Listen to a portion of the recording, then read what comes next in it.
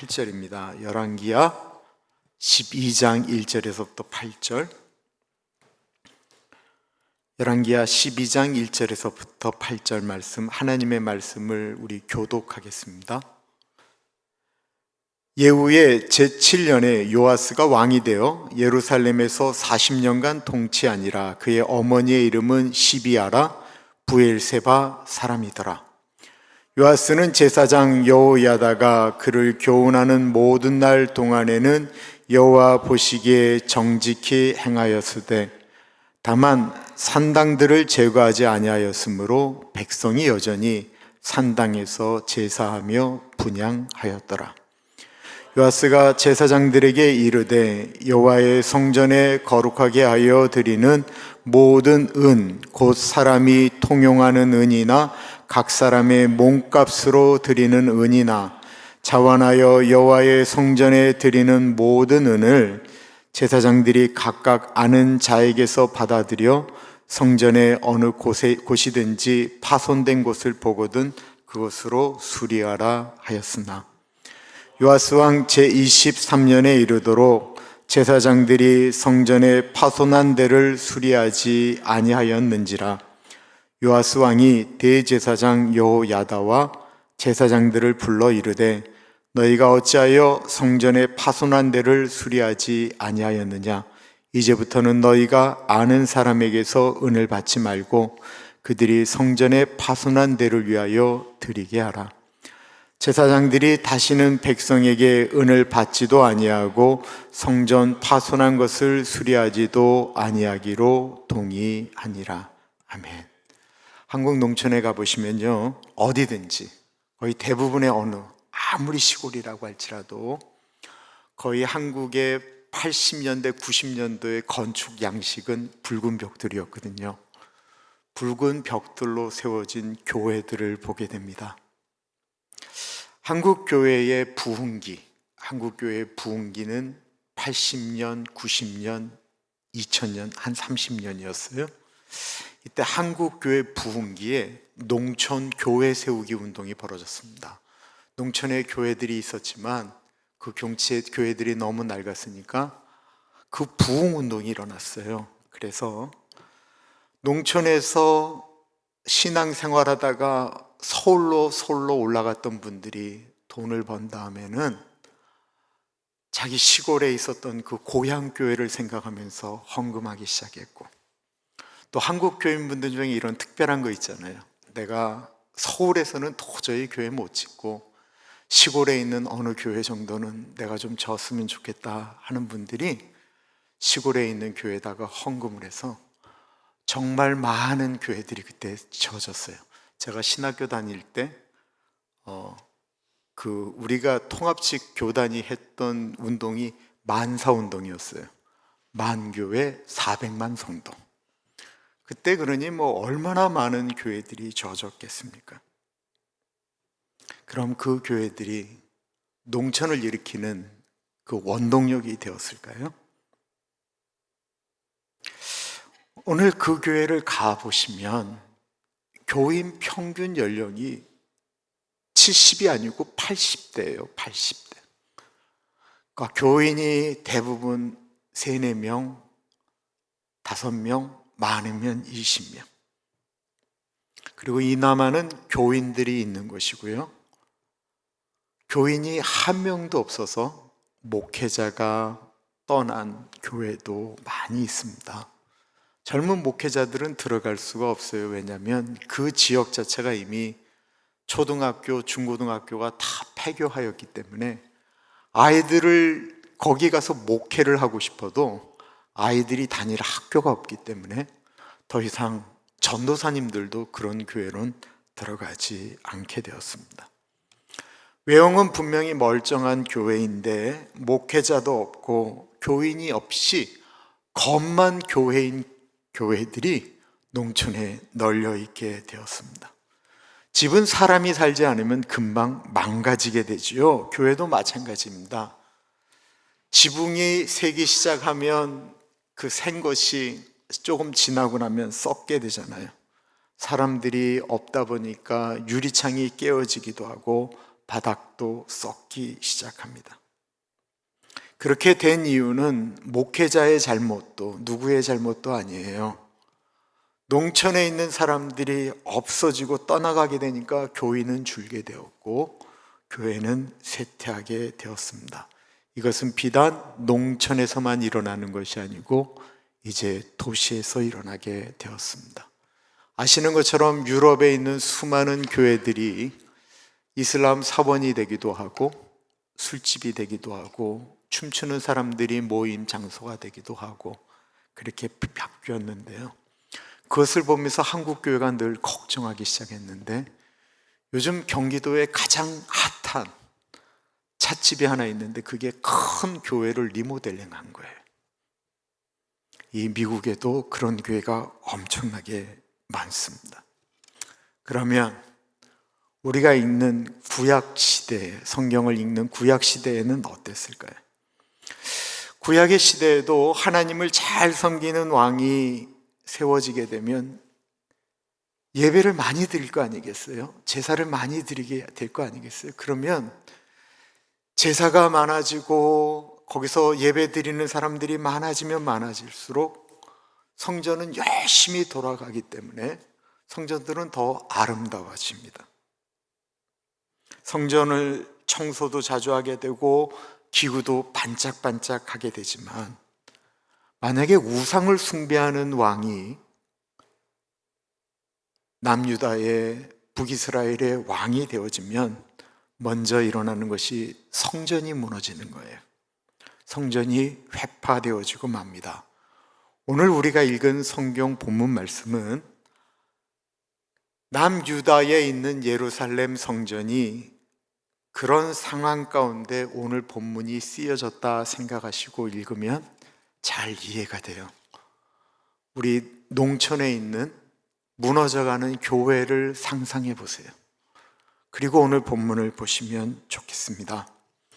북이스라엘의 가장 악한 왕 부부가 나와요. 이 부부의 이름은 요한계시록까지 나오는 왕이거든요. 아합과 이세벨인데 이 두 사람 사이에서 난 딸이 아달랴예요. 이 딸을 남유대의 그 좋은 왕 여호사밧이 평화를 위해서 그 딸을 며느리로 받게 돼요. 이게 남유다의 비극이었습니다. 그런데 그 남편이 죽게 돼요. 여호람 왕이 전쟁 가운데 죽게 되고 그 아들 아하시아가 또 죽게 됩니다. 그러자 이 아달랴가 남편 죽고 자식 죽으니까 소망이 없이 우울증이 걸리는 것이 아니고요, 그 엄마 아빠한테 배웠던 그 악한 것들이 드러나기 시작하는 거예요. 아, 내가 이 남유다를 바알을 섬기는 나라로 만들어야 되겠다. 그러려면 유다의 자손들 다 죽여버려야 되겠다. 그리고는 손주들, 사촌들, 다윗의 씨는 모조리 다 죽여버립니다. 그리고 본인이 직접 왕이 돼요. 여왕이 된 거예요.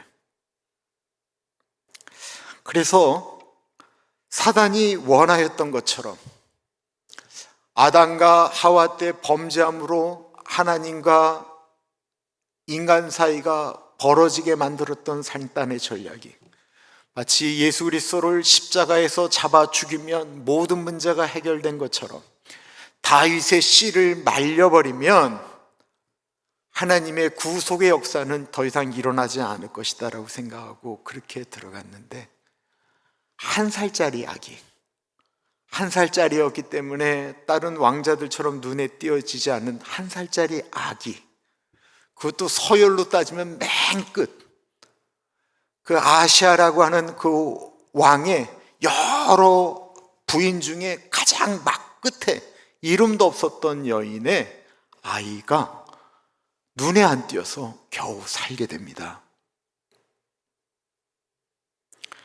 그때 대제사장 여호야다는 고모부였고요, 그 요아스의 고모가 되는 여호세바가 그 요아스를 숨기게 됩니다. 그 이야기가, 그 배경이 열왕기하 11장에 이렇게 나와요. 아하시아의 어머니 아달랴가 그의 아들이 죽은 것을 보고 일어나 왕의 자손을 모두 멸절하였으나 요람 왕의 딸 아하시아의 누이 여호세바가 아하시아의 아들 요아스를 왕자들이 죽임을 당하는 중에서 빼내어 그와 그의 유모를 침실에 숨겨 아달랴를 피하여 죽임을 당하지 아니하게 한지라. 요아스가 그와 함께 여호와의 성전에 6년을 숨어 있는 동안에 아달랴가 나라를 다스렸더라. 겨우 1살 된 요아스가 살아남게 됩니다. 존재가 드러나면 당장 죽임을 당할 건데 어디에다 숨기느냐가 굉장히 중요했죠. 근데 그 요아스를 성전에 숨겼다라는 거예요. 왜 성전에 숨겼을까요?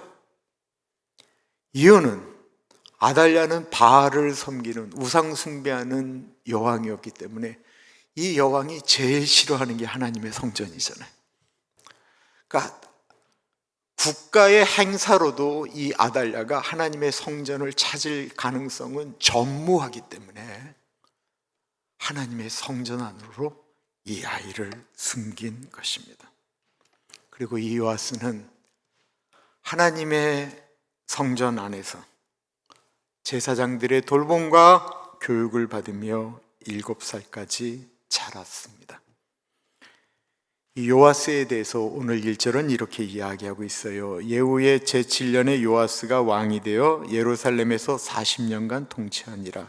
그의 어머니의 이름은 시비야라 부엘세바 사람이더라. 이 요아스는 정말 은혜의 인생 아니겠어요? 자기 형들 누나 다 죽었어요. 사촌들까지 다 죽었어요. 작은 아버지 다 죽었어요. 모두 다 죽었어요. 죽을 인생인데 유일하게 살아남았어요. 더군다나 그의 어머니의 이름이 시비야고 그 어머니의 고향이 부엘세바라고 이야기를 하고 있어요. 이 부엘세바라고 하는 것을 우리는 성경에서 굉장히 많이 들었기 때문에 굉장히 좋은 동네인 줄 아시죠?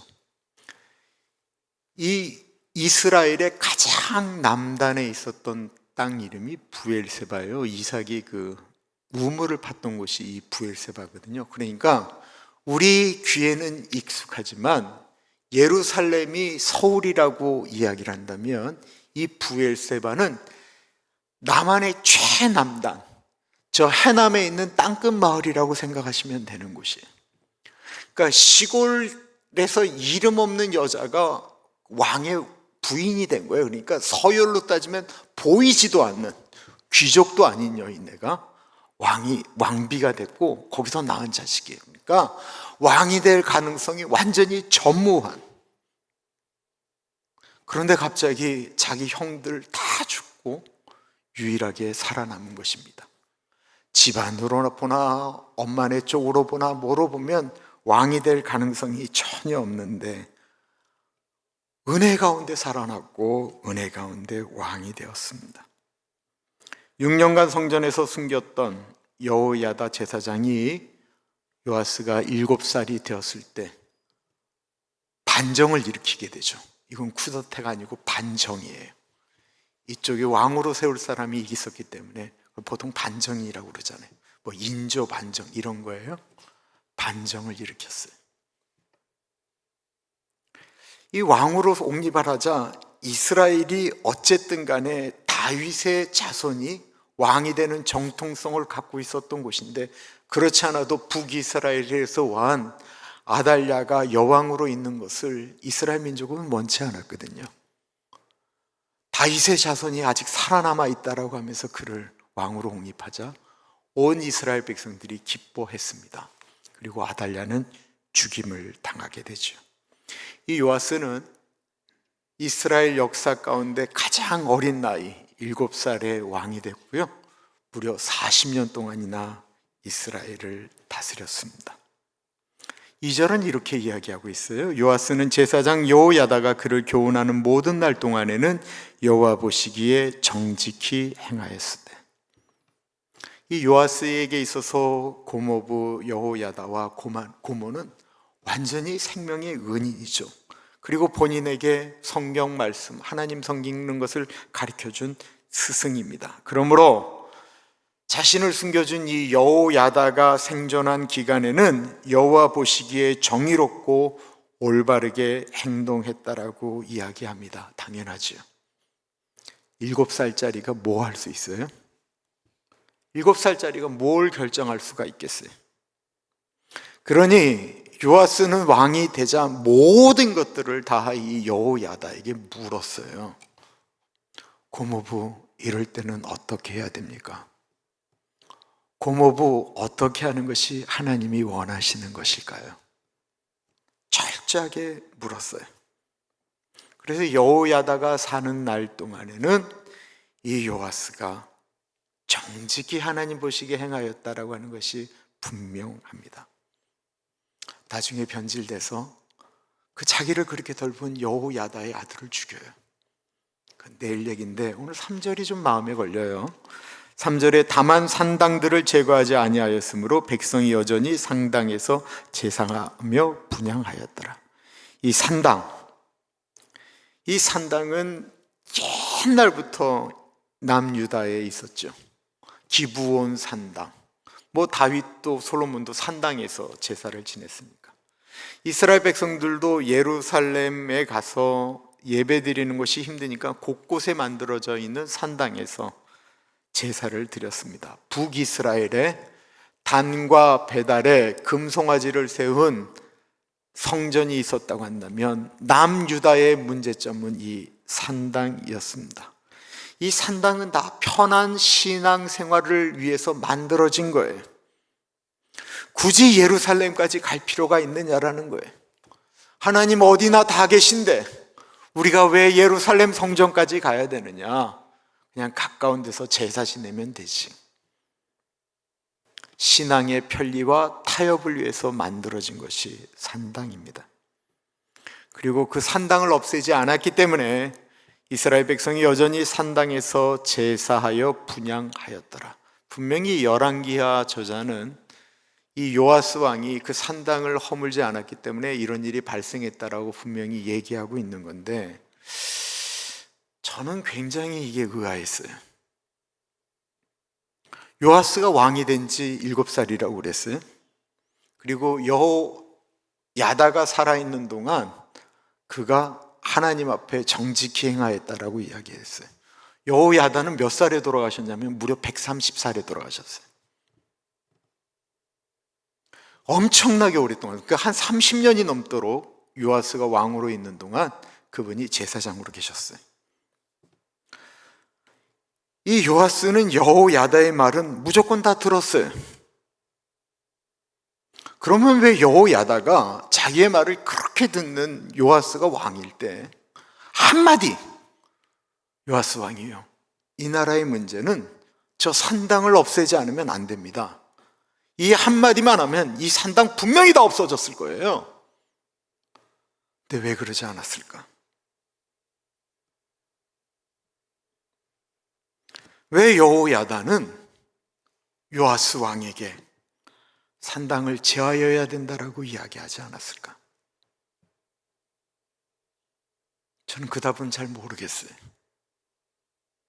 너무 늙으셔서 그런 것까지 할 기력은 없으셨는지, 본인이 하지 않으셔도 되는데. 어른들은요, 예수를 오래 믿었다라는 것은 밑에 있는 사람들에게 길잡이가 되어줘야 되는 거예요. 요아스는 무너져가는 성전에 숨어서 7살까지 보냈죠. 그러므로 성전은 요아스에게 집이었고 고향이었고 놀이터였습니다. 그 전까지는 성전이 이 세상에서 가장 큰 집, 가장 좋은 집인 줄 알았는데 7살에 왕이 돼서 궁궐에 들어가서 살다 보니까 자기가 7살까지 머물렀던 성전이 얼마나 많이 망가졌는지가 생각이 났습니다. 이때는 솔로몬이 성전을 지은 지 120년이 지난 때였고요. 더군다나 역대하 24장 7절에 보면 그 악한 여인 아달랴의 아들들이 하나님의 전을 파괴하고 또 여호와의 전의 모든 성물들을 바알들을 위하여 사용하였음이었더라. 그러니까 성전이 얼마나 망가졌는지, 그렇게 성전이 망가진 이유는 그 여왕 아달랴와 그의 자식들이 그냥 예루살렘 성전을 그냥 막 때려 부수고 거기에 하나님을 섬길 때 사용되었던 기구들을 가져다가 바알을 섬길 때 사용했다라는 것입니다. 그러니 성전이 얼마나 엉망이 되어 있었겠어요. 하나님께 나아가 요아스가 어린 나이였지만 제사를 지낼 때마다 그게 너무 가슴이 아팠어요. 마치 다윗이 하나님, 나는 백향목 향기 나는 궁궐에 있는데 하나님의 집이 성막 안에 있다라고 하는 생각을 하면 너무 가슴이 아픕니다. 이 어린 요아스의 마음이 그와 같았을 것입니다. 그래서 제사장들에게 하나님의 성전을 보수하라고 명령을 내립니다. 왕은 절대 권력이죠. 그죠? 그 당시 왕이라고 하는 건 절대 권력입니다. 어느 누구도 왕의 명령에 토를 달 수가 없어요. 그러면 왕의 명령이니까 성전이 재정비되었을까요? 성전을 재정비하려면 뭐가 필요합니까? 재정이 필요하죠. 오랫동안 방치되었기 때문에 수리하려면 막대한 돈이 필요합니다. 그 재정을 국고에서 준비한 것이 아니고 제사장들 보고 재정을 준비하라고 이야기를 합니다. 요아스가 제사장들에게 이르되 여호와의 성전에 거룩하게 하여 드리는 모든 은 곧 사람이 통용하는 은이나 각 사람의 몸값으로 드리는 은이나 자원하여 여호와의 성전에 드리는 모든 은을 제사장들이 각각 아는 자에게서 받아들여 성전의 어느 곳에든지 파손된 것을 보거든 그것으로 수리하라 하였으나 요아스 왕 제23년에 이르도록 제사장들이 성전에 파손한 데를 수리하지 아니하였는지라.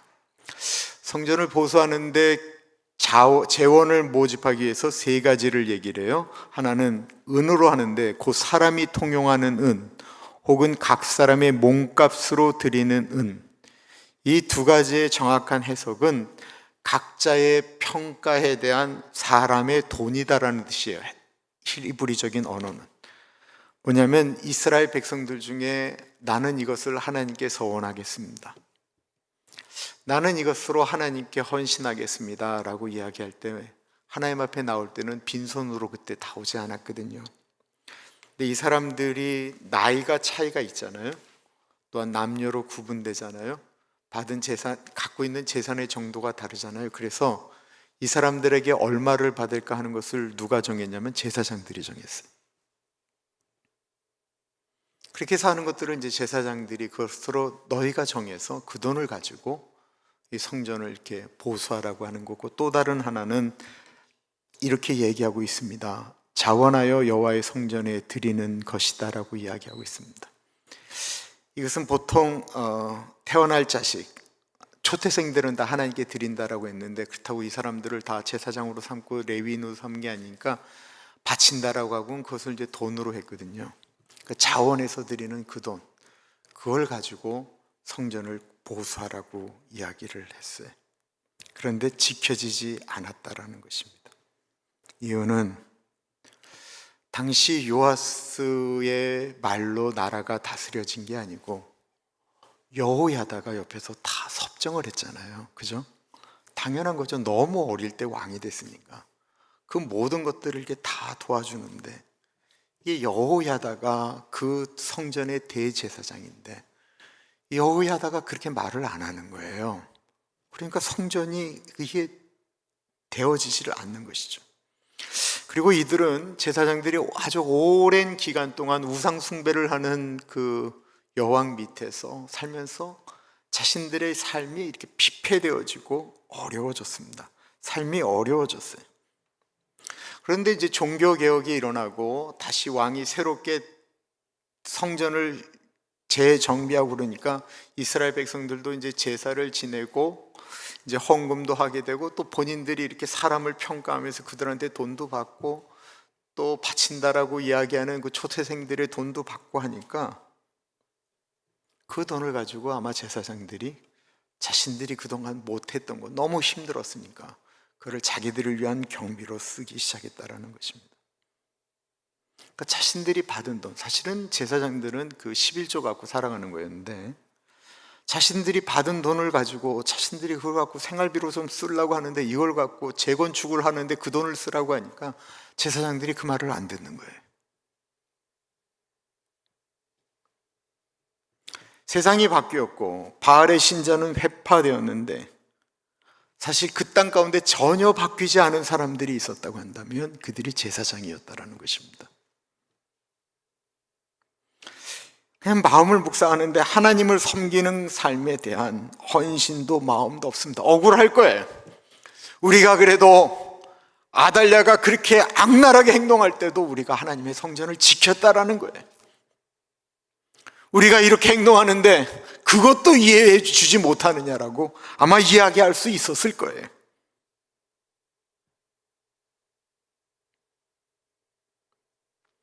여호야다는 이미 나이가 들었고 다른 제사장들이 우리가 힘들게 지금 제사랑 다 하고 가고 있는데 더 이상은 희생하지 못하겠다라고 고백했는지도 모르겠습니다.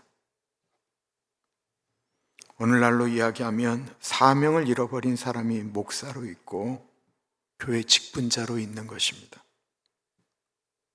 그럼 교회가 어떻게 되겠어요? 건물은 점점 더 낡아지게 되고 어느 사이엔가 교회는 무너지게 됩니다. 요아스의 명령에 제사장들은 꿈쩍도 하지 않았어요. 그 옛날 왕의 명령이 절대적인데 요아스는 자기가 제사장들에게 이야기했는데도 제사장들이 꿈쩍하지 않는 것은 아마 여호야다 고모부가 그래서 그랬나 보다라고 생각했는지 요아스도 무기력하게 무려 23년이나 지나갑니다. 근데 왕이 이제 7살에서 15살이 되고 20살이 되고 30살이 되면 이제는 자기의 힘이 다 생긴 거죠. 그전에는 대제사장이었던 여호야다 고모부에게는 말도 못하고 제사장들에게만 얘기했는데 30살이 되었을 때 이제 고모부를 불러다가 이야기를 합니다. 요아스 왕이 대제사장 여호야다와 제사장들을 불러 이르되 너희가 어찌하여 성전의 파손한 데를 수리하지 아니하였느냐? 이제부터는 너희가 아는 사람에게서 은을 받지 말고 그들이 성전의 파손한 데를 위하여 드리게 하라. 제사장들이 다시는 백성에게 은을 받지도 아니하고 성전 파손한 것을 수리하지도 아니하기로 동의하니라. 왕은 대제사장 여호야다와 제사장들에게 당신들이 이제부터는 은을 받지 마십시오. 성전 보수를 원하는 이스라엘 백성들도 성전이 회파된 거 너무 가슴 아프지 않았겠어요? 그거 보면서 헌금하겠다라고 하는 분들, 그분들이 헌금하는 건 책임자를 두어서 그분들이 그 헌금을 받아서 성전을 보수하도록 하십시오. 그 경비로만 쓰도록 해야 됩니다. 그렇게 내는 돈은 여러분들이 가져서도 안 되고 그 돈은 그 목적만을 위해서 사용해야 됩니다라고 이야기한 것입니다. 목적 헌금이라고 하는 것은 그 목적만을 위해서 사용해야 됩니다. 그래야 됩니다. 왜 그럴까요? 교회에서 우리가 우크라이나를 돕시다라고 목사와 당회가 광고를 했어요. 그리고는 그렇지 않아도 우크라이나의 상황을 보면서 아파하는 분들이 어떻게 하면 저들을 도울 수 있을까 그러다가 교회에서 그렇게 광고를 하니까 헌금을 했어요. 그럼 목적 헌금이잖아요. 그럼 교인들은 다 그 돈이 우크라이나로 가는 줄 알잖아요. 거기에 있는 아픈 분들을 위해 사용될 줄 알잖아요. 그런데 만약에 그 목적 헌금을 그 목적대로 쓰지 않고 다른 용도로 썼다라고 생각을 해보세요. 그러면 그 다음번에 교인들에게 우리가 이런 것을 위하여 헌금합시다라고 하면 누가 헌금을 하겠어요? 그건 신뢰의 문제잖아요. 제사장들이 23년 동안 왕이 그렇게 얘기했는데도 다른 용도로 썼다라는 거예요. 그들 중에는 당신들이 내는 헌금이 이 은이 성전을 보수하는 데 사용될 것입니다 라고 생각하면 받았을 거예요. 받았는데 그렇게 쓰질 않다 보니까 1년이 지나고 2년이 지나고 3년이 지나고 4년이 지나고 5년이 지나고 10년이 되니까 나중에 내는 사람도 없게 될 거예요. 누가 내겠어요?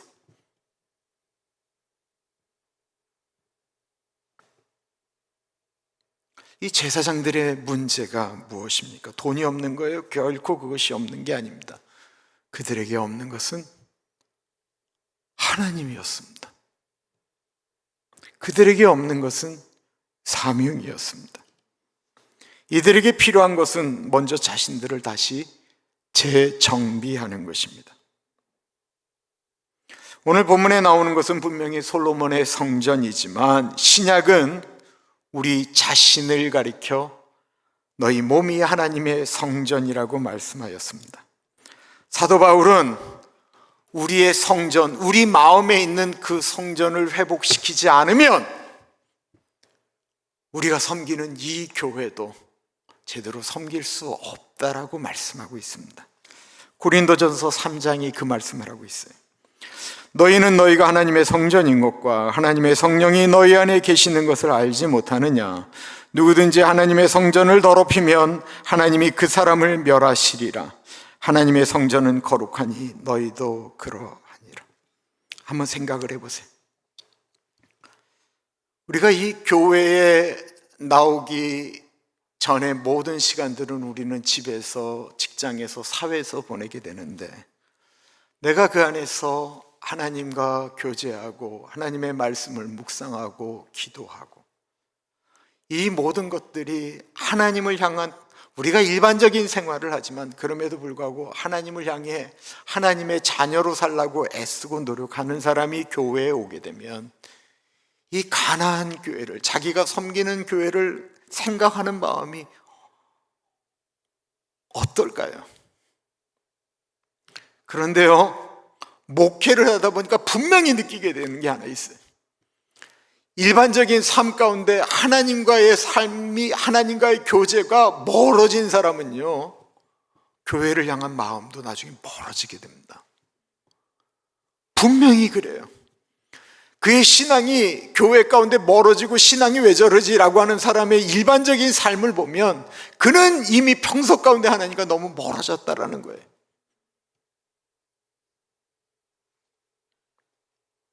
교인들은 돈 내면서 예수 믿으니까 그럴 수 있다고 쳐요. 목사는 더 그렇습니다.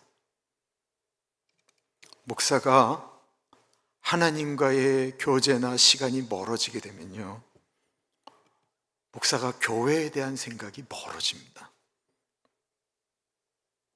이 목사가 그래서 교회를 세우는 도구가 아닌 교회를 무너뜨리는 도구가 될 수가 있습니다.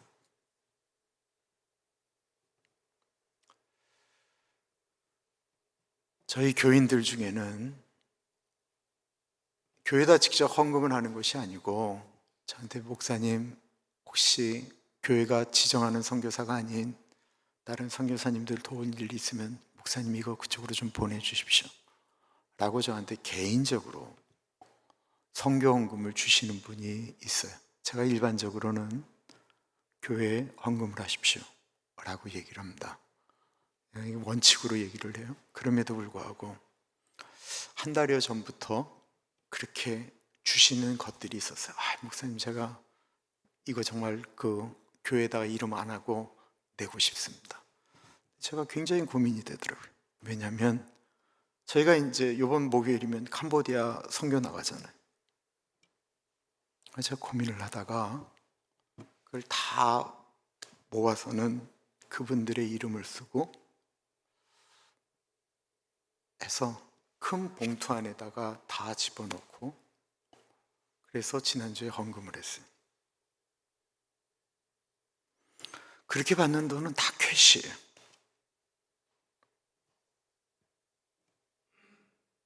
봉투 앞에다가 캄보디아 단기 선교라고 쓰고 드렸습니다. 저는 돈을 싫어하는 목사가 아니고 돈을 무지하게 좋아하는 목사입니다. 제가 병이 들어 한국에 나갈 때 그래도 교인들 중에 이렇게 뭐 좀 가서 맛있는 것도 먹으십시오라고 하시는 분도 계시지 않겠어요? 제가 그거 안 쓴 거 아니에요. 제가 저를 위해서도 썼고 제 동기 목사들 중에 어려운 사람들을 위해서도 썼어요. 그런데 그렇게 할 때마다 제 마음에 있는 것은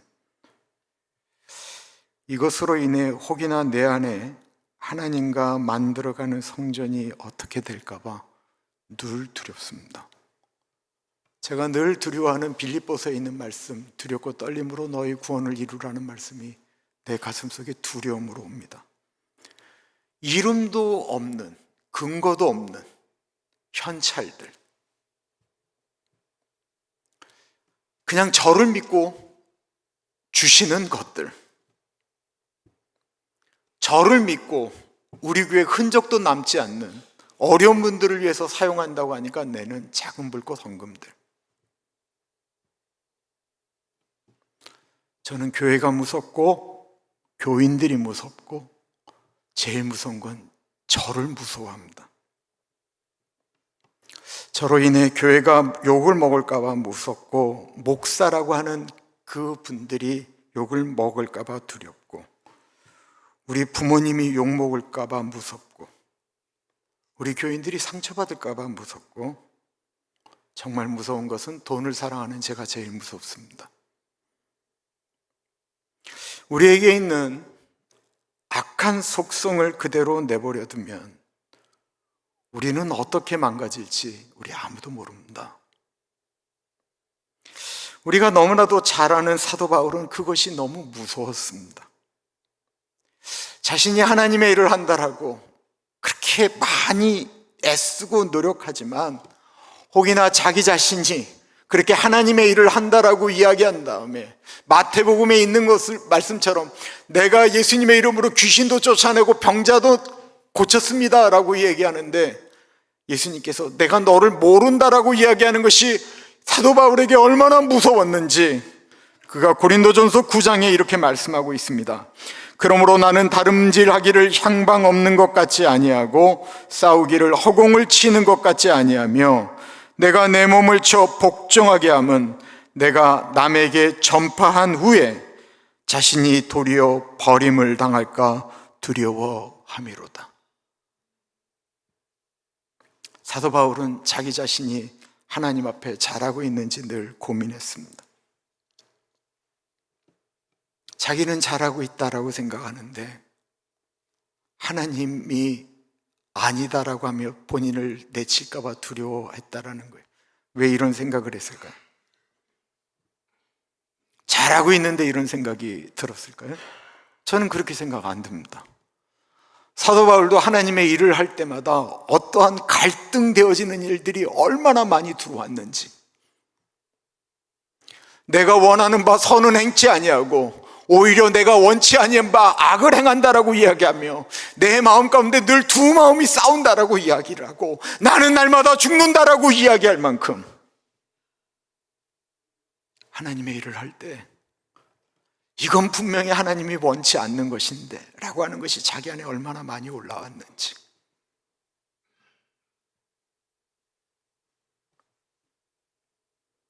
요즘 기독교인들이 겁이 없어졌습니다.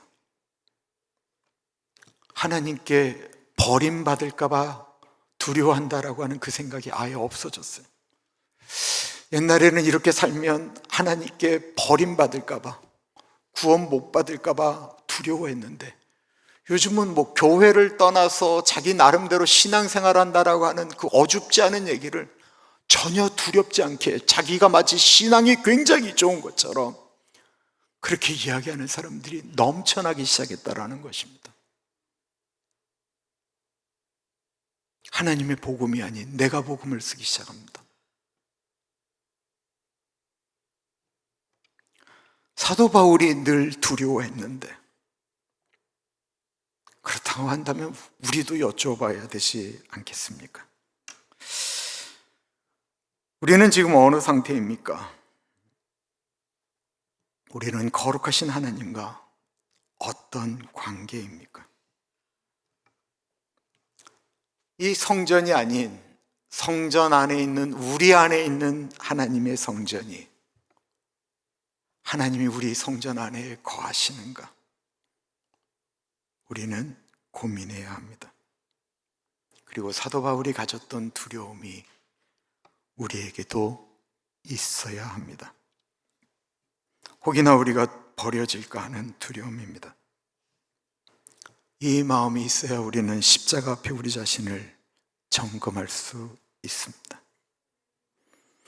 우리 기도하겠는데요, 혹이나 마음이 하나님의 교회에 멀어져 있지 않나 생각해 봅니다. 그렇다면 먼저 우리의 몸이 하나님의 성전으로서 하나님과 교제하고 있는가 하나님 앞에 기도해 봅니다. 두 번째는 하나님의 사랑을 받고 싶다면, 우리의 기도가 상달되길 원하신다고 한다면 잠언 8장 17절에 나를 사랑하는 자들이 나의 사랑을 입으며 나를 간절히 찾는 자가 나를 만날 것이라고 하셨습니다. 우리가 정말 하나님의 사랑을 받고 싶다고 한다면 이 세상의 유일한 소망이 되시는 예수 그리스도를 붙들어야 합니다. 우리 마음에 모셔야 합니다. 함께 기도하겠습니다. 존귀하신 하나님, 우리의 마음의 상태를 점검합니다. 우리의 마음이 예수 그리스도로 가득한지 다시 한번 생각하기를 기도합니다. 하나님 아버지, 우리가 어줍지 않은 신앙으로 우리의 신앙에 대해서 자신하고 있지는 않은가 생각해 봅니다. 우리 자신이 하나님 앞에 바로 서 있지 않으면 안 될 텐데, 하나님 아버지, 하나님께 간구하며 나아가는 자, 하나님을 사랑하는 자를 하나님이 사랑하고 하나님께서 그의 기도를 들으신다라고 하셨는데, 하나님 아버지, 우리가 그 마음으로 우리 안에 하나님을 사랑하는 고백이 넘쳐날 수 있도록 인도하여 주시옵소서. 하나님 같이 해주십시오. 내일 우리 캄보디아 선교를 가는데요, 영육 간의 강건함, 오고 가는 모든 여정 가운데 하나님 은혜 나려주시고, 하나님 우리 아이들이 만나야 될 사람을 만나게 하여 주십시오. 경험해야 될 것들을 경험하게 해주십시오. 기도하겠습니다. 존귀하신 하나님 아버지, 우리 캄보디아 선교 가운데 같이 하여 주시기 기도합니다. 우리 에사 전사님, 이은희 집사님, 그리고 우리 12명의 아이들 가운데 같이 하여 주시고, 하나님 아버지, 우리 아이들이 모두 주님 안에서 하나님 아버지 강건할 수 있도록 인도하여 주시기를 기도합니다. 하나님 아버지, 예수 그리스도가 그 땅 가운데서 흘러갈 수 있도록 인도하여 주십시오. 만나야 될 사람들을 만나게 하시고 경험해야 될 것들을 경험할 수 있도록 하나님 인도하여 주시기를 기도합니다. 성령 하나님 지켜주십시오. 하나님 지켜주시기를 기도합니다. 하나님 도와주옵소서. 하나님 같이 하여 주십시오. 하나님 인도하여 주옵소서. 하나님 도와주시기를 기도합니다. 아이들이 그래서 영육간의 성장에서 올 수 있도록 하나님 같이 하여 주옵소서. 예수의 이름은, 예수의 이름은 세상의 소망이요,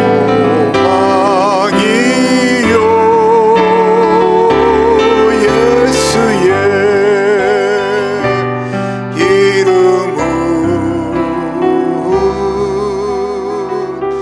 천국의 기쁨일세. 예수의 이름은, 예수의 이름은 세상의 소망이요, 예수의 이름은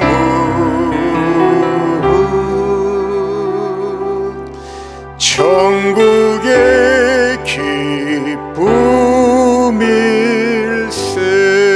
기쁨일세.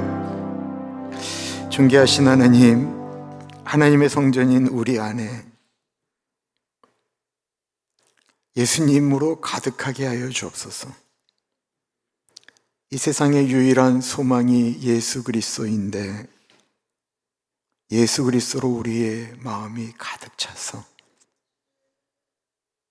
그 은혜로, 그 사랑으로 하나님의 몸된 교회, 가나안 교회를 사랑하게 하여 주옵소서. 하나님 아버지, 우리가 하나님 사랑한다라고 고백하고 주님의 일을 한다고 하지만 우리를 은밀히 보시고 우리의 내면에 있는 그 모든 것들을 낱낱이 보시는 하나님께 하나님이 우리를 어떻게 보실지 두렵고 떨림으로 너희 구원을 이루라고 하신 사도 바울의 말씀을 우리도 기억하게 하여 주십시오. 하나님 아버지, 그럼에도 불구하고 우리가 연약한 것을 주님이 아십니다. 그래서 주님, 성령 하나님이 우리 안에 같이 하여 주십시오. 로마서에 있는 말씀처럼 우리가 마땅히 빌 바를 알지 못하지만 성령 하나님 말할 수 없는 탄식 가운데 친히 간구하여 주셔서 우리가 하나님과 멀어지지 않도록 성령 하나님 우리를 붙잡아 주옵소서. 지금은 우리 주 예수 그리스도의 은혜와 우리를 너무나도 사랑하셔서 하나밖에 없는 아들을 넉넉하게 보내주신 하나님 아버지 그 크신 사랑하심과 성령 하나님 감화감동 역사 충만 교통하심이 하나님의 말씀을 붙들고 하나님의 뜻대로 살기를 소원하는 사랑하는 주의 백성들 머리 위에 지금으로부터 영원토록 함께 하시길 간절히 축원하옵나이다. 아멘.